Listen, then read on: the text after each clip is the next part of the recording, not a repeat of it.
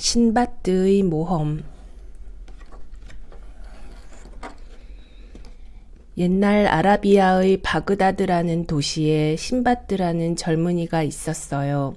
신바드는 사람들의 무거운 짐을 날라주는 일을 하며 가난하게 살고 있었어요. 어느 날 신바드는 더운 날씨에 힘들게 짐을 나르다 지쳐서 부잣집 대문 앞에 주저앉아 버렸어요. 신바드는 고달픈 자신의 신세를 노래로 지어 불렀어요. 내 이름은 신바드, 굉장히 운이 나쁜 사나이죠.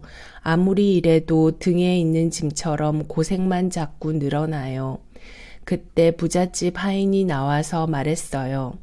어이 총각, 우리 주인님이 부르시니 안으로 들어오게. 집 안으로 들어가자 부잣집 주인이 신바드에게 물었어요. 자네가 신바드인가? 네, 그렇습니다. 사실은 내 이름도 신바드라네. 그런데 자네의 노래를 들으니 스스로 아주 운이 나쁜 사람이라고 생각하는 것 같던데. 사실 나도 옛날에는 그렇게 생각했었지. 부모님이 남겨주신 많은 재산이 있었지만 마구 돈을 써버려 결국에는 빈털터리가 되고 말았거든. 신바드 노인은 자기가 그 뒤 어떻게 해서 부자가 되었는지 이야기를 시작했습니다. 빈털터리가 된 신바드는 뱃사람이 되기로 결심을 했어요. 그래서 그나마 약간 남아있던 가구와 집을 팔아서 물건과 배 한 척을 사들였어요. 이 물건을 외국에 가져가서 팔아야지. 신바드를 태운 배는 항해를 시작했어요. 날마다 바다 위에서만 생활하던 뱃사람들은 하루빨리 육지가 나타나기만을 기다렸어요.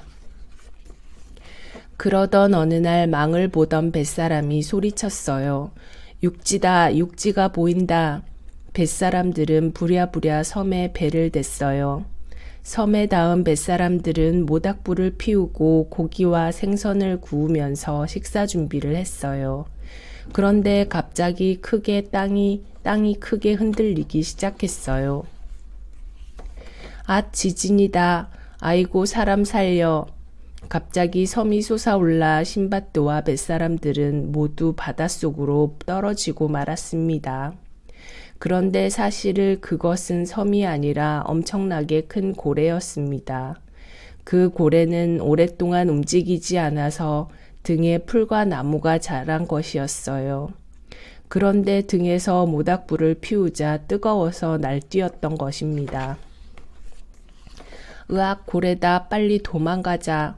간신히 배에 올라탄 사람들은 신바드와 뱃사람들을 남겨둔 채 도망가 버렸습니다. 바다에 빠진 뱃사람들은 고래가 날뛰는 바람에 더 깊은 바닷속으로 사라지고 말았어요.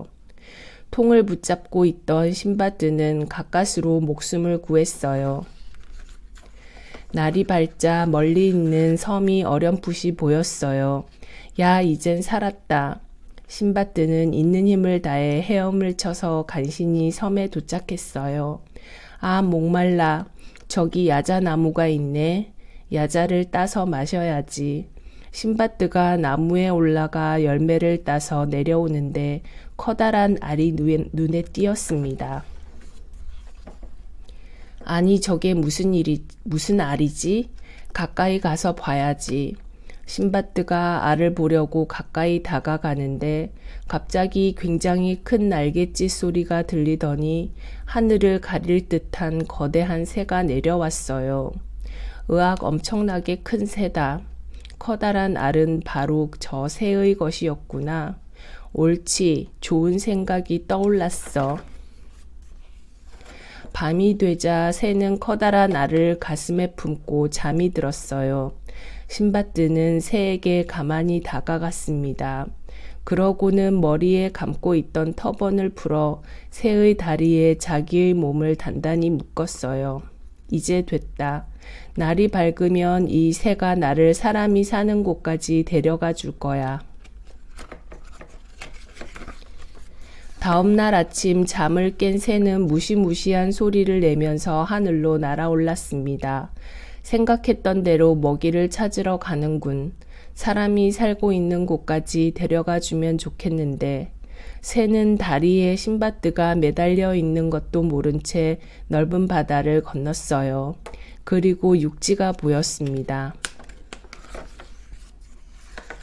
신밧드는 새가 자기를 발견할까봐 조마조마하였어요. 그때 사람들이 저 아래에 있는 것이 보였어요. 됐다. 사람이 사는 육지가 틀림없어. 새는 깊은 골짜기로 내려갔어요. 신밧드는 새 다리에 맸던 터번을 풀고 재빨리 근처 바위 위로 숨어서 살펴보았어요. 새는 커다란 고기 덩어리를 거머쥐더니 날개로 바람을 가르며 하늘로 날아갔습니다. 신밧드가 한시름 놓고 주위를 둘러보니 거기에는 수많은 보석이 흩어져 있었어요. 야, 굉장하다. 신밧드는 눈이 휘둥그레져서 보석을 호주머니에 가득 넣었어요. 그런데 큰일이 났어요. 골짜기 주위가 온통 깎아지른 벼랑이었던 것이에요. 야단났네. 어떻게 나가지? 그때 위에서 무언가가 떨어졌어요. 앗, 위험하다. 신밧드는 재빨리 몸을 피했어요. 바닥에 떨어진 것은 커다란 고기 덩어리였어요. 그 고기 덩어리는 땅에 떨어져 있던 보석들이 붙어서 반짝반짝 빛이 나고 있었어요. 아하, 이제야 알겠다. 고기를 땅에 떨어뜨려 붙은 보석을 새에게 나르도록 하는 거로군. 그래, 좋은 생각이 났어. 신밧드는 이번에는 터번으로 고기 덩어리에 자기 몸을 묶었어요. 그렇게 얼마 동안 기다리고 있었더니 요란한 날갯소리와 함께 거대한 새가 다시 골짜기로 내려왔어요. 그리고 신밧드가 묶여 있는 고기 덩어리를 거머쥐고 날아갔습니다. 그런데 어디에선가 갑자기 시끄러운 소리가 울려 퍼졌어요. 놀란 새는 소리를 지르더니 고기 덩어리를 떨어뜨리고 사라져 버렸습니다. 고기 덩어리에 붙은 보석을 얻기 위해 왔던 사람들은 신밧드를 보고 놀랐어요. 신밧드는 지금까지 있었던 일들을 이야기해주고 호주머니에서 큰 보석을 꺼내어 모두에게 나누어 주었어요. 이렇게 큰 보석은 고기 덩어리에 붙어오지 않아요. 정말 고맙습니다. 보석을 얻은 사람들은 답례로 신밧드를 항구까지 데려다 주었어요.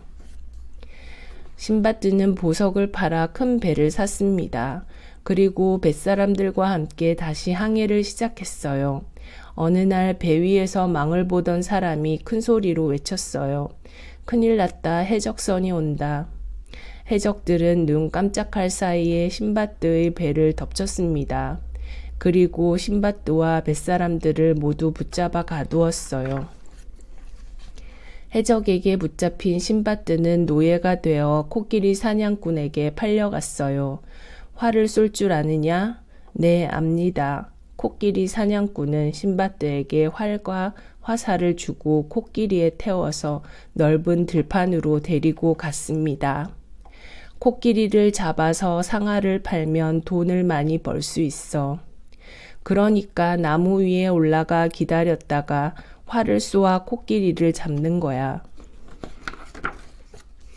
사냥꾼은 신밧드를 나무 위에 올려놓고는 코끼리를 타고 돌아가 버렸어요. 신밧드는 코끼리를 잡지 못하면 돌아갈 수가 없었어요. 신밧드는 나무 위에서 하룻밤을 보내고 아침을 맞았어요. 셀 수 없을 만큼 많은 코끼리 떼가 먼지를 일으키며 우르르 몰려왔습니다. 야, 굉장하다. 신밧드는 코끼리들을 향하여 활을 당겼어요.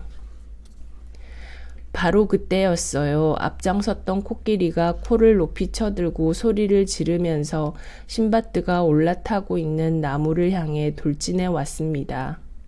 그러고는 커다란 코로 나무를 마구 흔들었어요. 으악, 사람 살려! 신밧드는 나무에서 떨어지고 말았습니다. 코끼리는 바닥에 쓰러진 신밧드에게 다가와서 긴 코로 신밧드를 감았습니다. 아, 이제 꼼짝없이 죽었구나.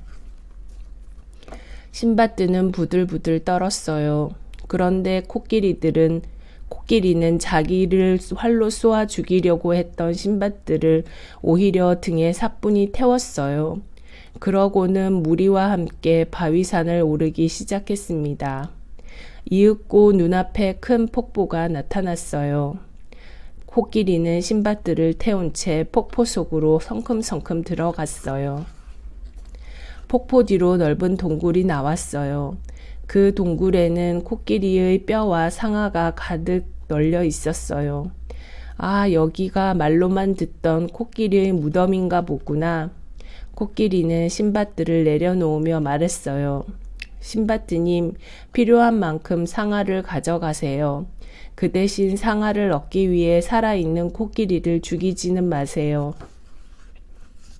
신밧드는 상아를 잔뜩 짊어지고 돌아와서 사냥꾼에게 코끼리의 부탁을 전했어요. 사냥꾼은 코끼리를 죽이지 않겠다고 약속하고 신밧드에게 돈을 나누어 주었습니다. 내 이야기는 여기까지일세. 내가 부자가 된 것은 그 돈을 가지고 아무리 힘들어도 포기하지 않고 열심히 일한 덕분이라네. 자네도 아직 젊으니 열심히 일하게. 그 후로 젊은 신밧드는 희망을 가지고 열심히 일해서 행복하게 살았답니다.